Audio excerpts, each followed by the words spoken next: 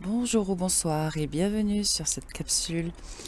Alors j'avais vraiment envie d'aborder le sujet de la pensée, le pouvoir de la pensée.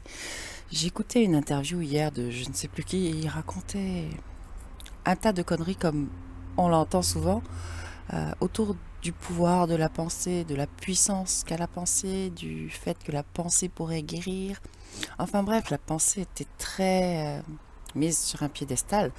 Et en même temps, ce monsieur exprimait le fait qu'il était impossible de ne pas penser, que toutes ces personnes qui disaient qu'en état méditatif, que parfois, quand elles rentraient dans des états méditatifs, elles ne pensaient plus. Enfin bref, pour moi, la pensée, vous savez, c'est un vrai mécanisme de désordre. On dit qu'elle peut guérir, mais si vous croyez ça, vous vous trompez vraiment, c'est faux. Oh, alors disons que c'est vrai, à la seule condition que la pensée arrête de rendre malade. La pensée peut empêcher la maladie en cessant de puiser dans l'énergie vitale et dans l'énergie physique, oui. Mais la pensée ne fait pas grand-chose d'autre, hein. Pensez à être pauvre et vous aurez des chances d'être pauvre, c'est vrai. Mais pensez à être riche, vous serez peut-être moins pauvre, mais vous ne serez pas riche. Pensez d'une façon maladive et vous serez malade, oui. Pensez d'une façon constructive va faire que vous cesserez de penser d'une façon maladive. Donc, les maladies créées par la façon de penser vont disparaître. Là, il y a guérison par la pensée, effectivement, mais la pensée ne peut rien faire d'autre, hein. Elle est très limitée, la pensée. Le problème, c'est que pendant longtemps, pendant tellement d'années, les forces involutives ont enseigné à l'être humain que par le pouvoir de la pensée, il pouvait faire un tas de choses, y compris faire bouger des objets à distance d'ailleurs, alors que c'est complètement impossible. Combien de personnes ont tenté cette expérience? Combien peuvent dire oui, c'est vrai, j'ai fait bouger un objet par la pensée? Alors, certains font bouger les objets ou les brisent ou perturbent même l'électronique et l'électricité, mais c'est complètement involontairement que ça arrive. C'est-à-dire qu'ils ne l'ont pas pensé pour le faire. Et quand on passe son temps à penser, à se concentrer pour faire bouger quelque chose, en général, ça ne fonctionne absolument pas. Certains, certains font bouger des choses consciemment, certains font les choses consciemment, mais pas par la pensée. Mais comme la pensée aura été canalisée pour faire cette action, ils vont croire qu'il s'agit du résultat de la pensée. C'est complètement différent, ils se trompent. Vous voyez, faites l'expérience là tout de suite, je vous en prie. Laissez tomber votre bras, peu importe, bras droit, bras gauche, et maintenant faites lever votre bras par la pensée. Allez-y. Concentrez-vous et faites lever votre bras par la pensée. Vous allez voir que la pensée est très limitée. Par contre, il y a quelque chose d'autre, oui. Est-ce que vous levez votre bras avec la pensée? Non, on n'arrive à rien avec la pensée. Mais là, j'imagine que la majorité a essayé de faire lever quelque chose, non? De faire bouger le bras. Alors que votre bras, qui est relié à votre conscience cérébrale, ne bouge pas par la pensée, comment pouvez-vous imaginer faire bouger un verre?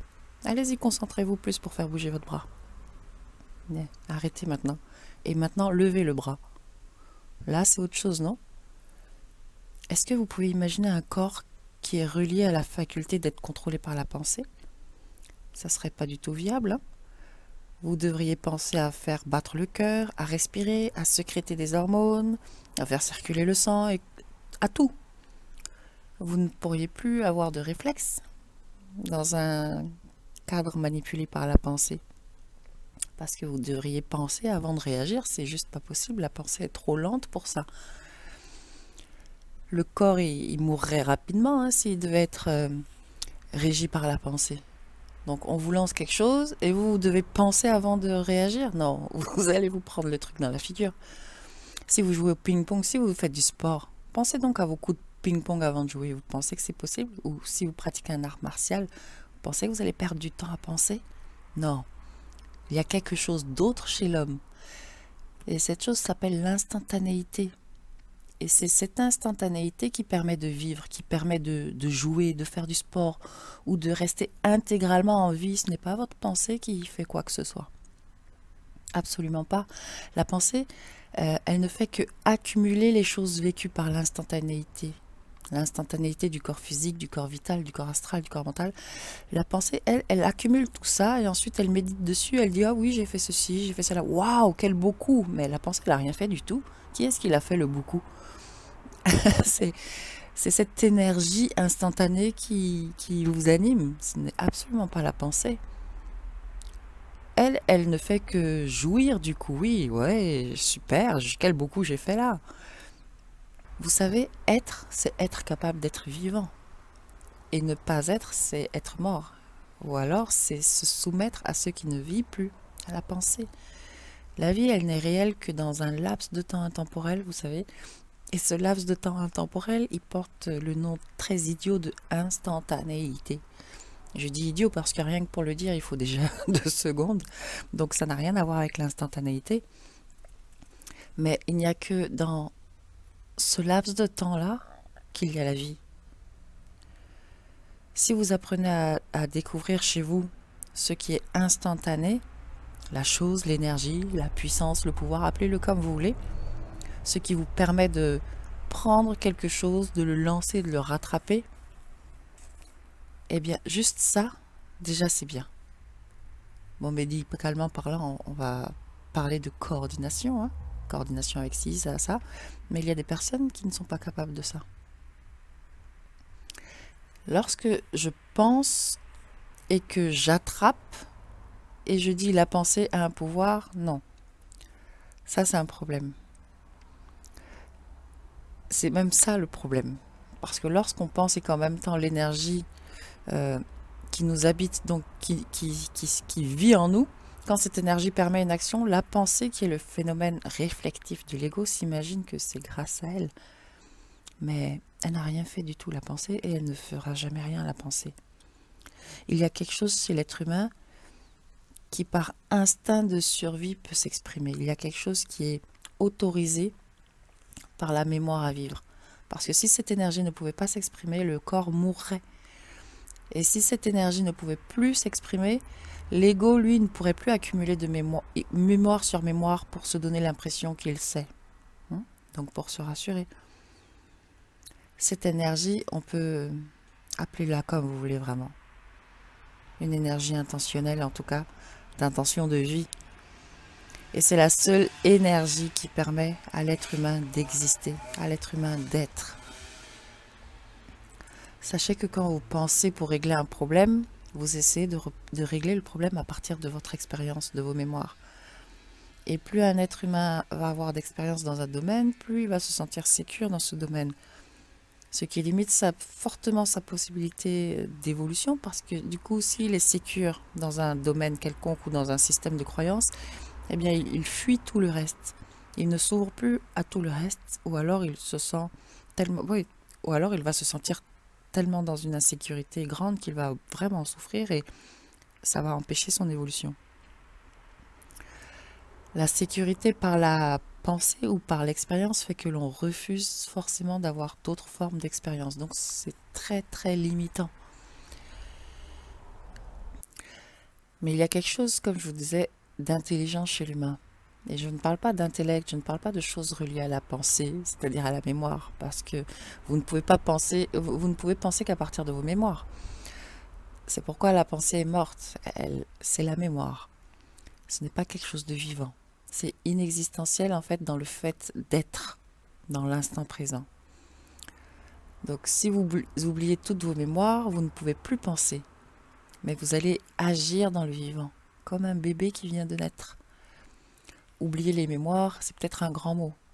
Ne vous y référez pas à ces mémoires. Être spontané, ça signifie ne plus penser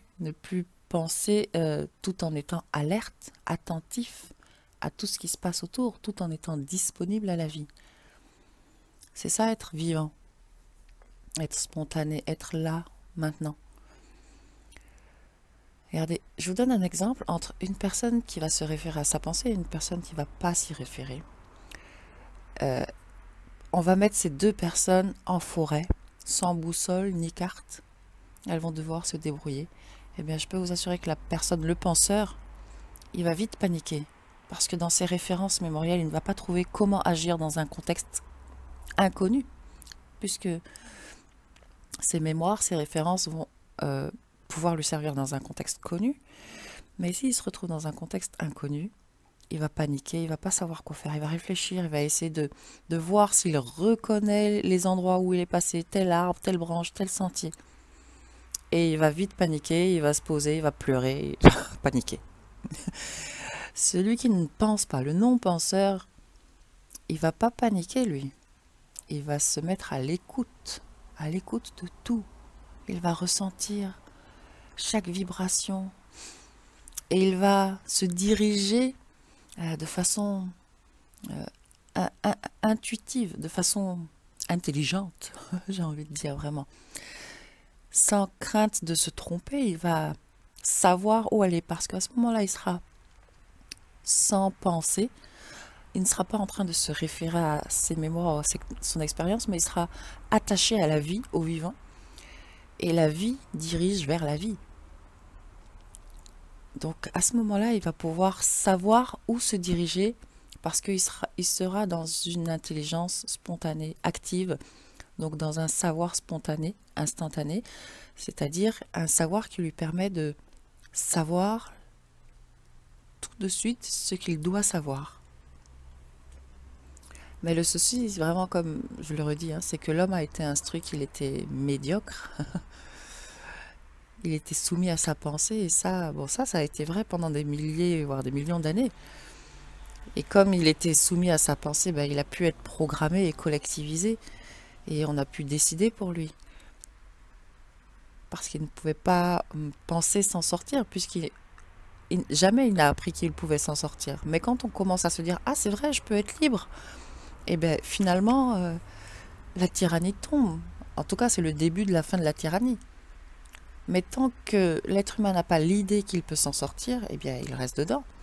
On va dire c'est vrai, mais on peut dire c'est faux aussi, parce que tant qu'un esclave ne sait pas qu'il est esclave, il est bien. Tant qu'un peuple ne sait pas qu'il peut renverser le tyran, il fait rien, il est bien, il suit.